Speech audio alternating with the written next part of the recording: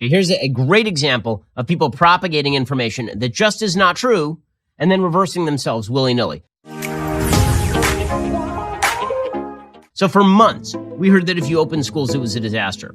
Mostly we heard that from a media that was convinced that Trump had to be wrong about everything. Because Trump was out there saying, you need to open the schools. This is silly, it's bad, it's hurting kids.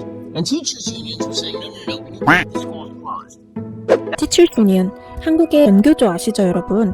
미국도 진보 성향의 교직원들로 이뤄진 교사 노동조합이 있는데 그게 바로 The Teachers Union입니다. 민주당과 깊은 커넥션이 있다고 알려져 있어요. 이 Teachers Union은 코로나 때문에 아이들과 교사들이 위험해지니까 휴교를 해야 한다고 계속해서 주장을 하는데요. 캔디스 오웬스는 그들이 주장하는 코로나는 진짜 이유가 아니라 국민 우매와 정책의 일환이라고 휴교에 대한 진실을 밝혔습니다. 미국판 전교조 그리고 민주당에 대해 더 자세한 충격과 공포가 궁금하시다면 제가 이전에 만든 이 영상을 추천 영상에서 봐주시면 될 것 같습니다. 그럼 벤샤피로가 우리를 기다리고 있으니까 다시 그 영상으로 돌아갈게요. And for months, the media were like, you know what?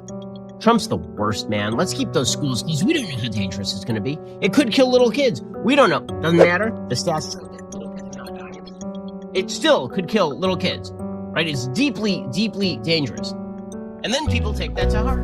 And this leads to footage like this footage. This is from Oregon, of a teacher stopping an anti-lockdown protester to scream and shout like a crazy person because she is very upset that people are protesting against lockdowns. And she's talking about how her parents' family, her kids' families are dying of COVID, and how she's at risk. Here's a little bit of that footage.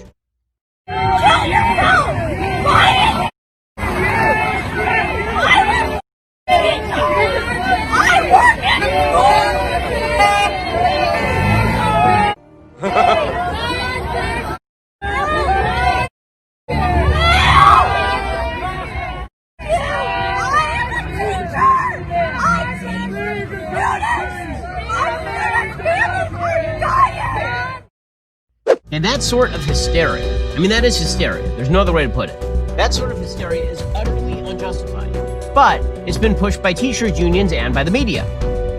The Chicago's teachers' union over the weekend tweeted out, it's got 28,000 members. They tweeted out, quote, the push to reopen schools is rooted in sexism, racism, and misogyny.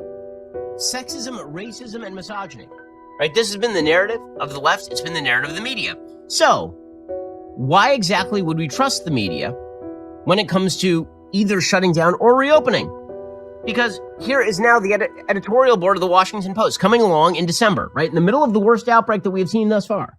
An editorial board that was like, we're not sure about this whole school thing. We're not, Here is the editorial board of the Washington Post. What could have changed in the last month? Could there have been an election or something? Because here's the new headline. Students have already lost.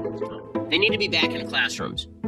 Oh, weird. Because those of us who were saying this months ago were castigated and are still being castigated by the teachers' unions as people who don't care about the lives of teachers who are bad, uncaring, unfeeling evil. Now here's the Washington Post that was propagating a lot of this panic porn for months on end. And they're like, you know what? It's time for kids to go back to school. Yeah, no bleep, Sherlock. But you think I'm going to trust you on that? Wrongo. Not going to trust you on that. I'm going to trust people who've been fairly consistent throughout this whole thing, looking for reasonable measures.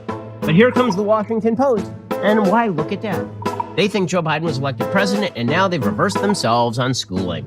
Since the outbreak of the COVID-19 pandemic, teachers, principals, administrators, and parents across the U.S. have worked mightily to help students keep learning.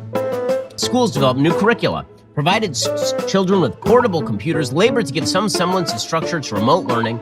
Even with these efforts, remote learning has failed to provide anything approaching the quality of education that can be delivered by a teacher in a classroom. It's clear that there are pernicious effects of keeping children out of schools. We recently asked a top official in a Washington area jurisdiction who insisted on anonymity why there wasn't more of a push to figure out ways to return children to the classroom. The answer was there was no political pressure. Parents of means can give their kids the help and resources they need or switch them to a private school. Parents of minority or disadvantaged students with the most to lose have the least clouds. Well, maybe it's because you in the media didn't do your damn jobs on the COVID pandemic all the way from the beginning. And you're still not doing your job. You're still not doing your job.